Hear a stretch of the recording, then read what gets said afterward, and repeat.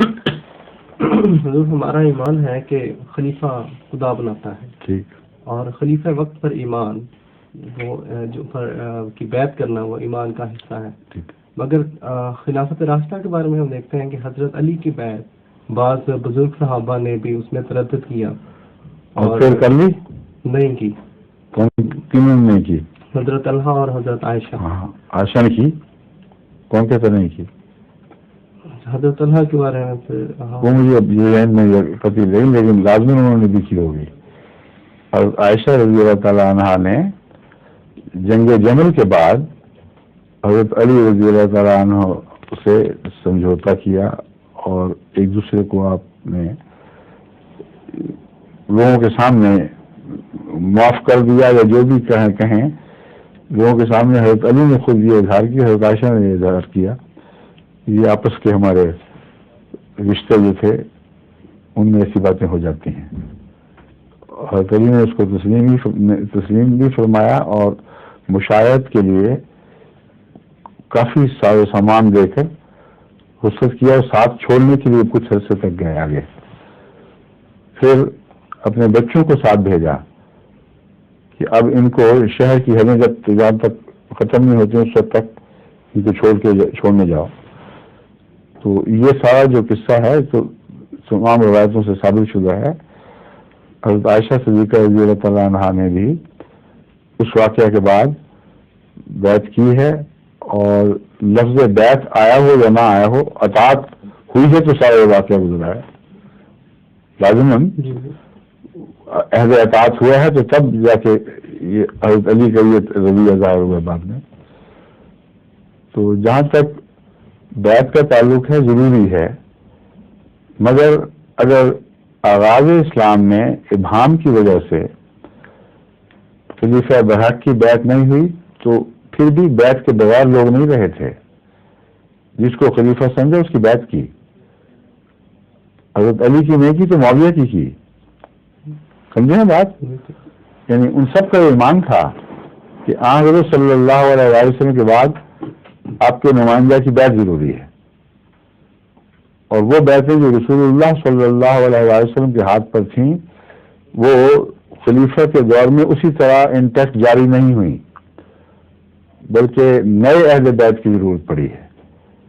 اس کا اجماعی اظہار حضرت ابوبکر کی زندگی میں ہوا ہے، جس میں سب صحابہ گواہ بن گئے. اس لیے اگر آپ نے سند لینی ہے تو وہاں سے لیں، نہ کہ اس دور سے جہاں اختراق اور شکوک شروع ہو چکے تھے.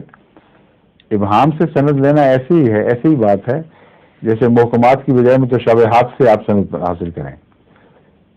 تاریخ اسلام میں بھی کچھ محکمات ہیں، کچھ متشابہات ہیں. متشابہات کی بات تو میں نے جواب میں بتا دی آپ کو کہ یہ قصہ تھا، اس طرح ہوا ہوگا. جن لوگوں کے ذہنوں پہ کچھ پردہ رہا ہے انہوں نے بیعت بہرحال کی ہے، اس کی نہیں کی تو اس کی.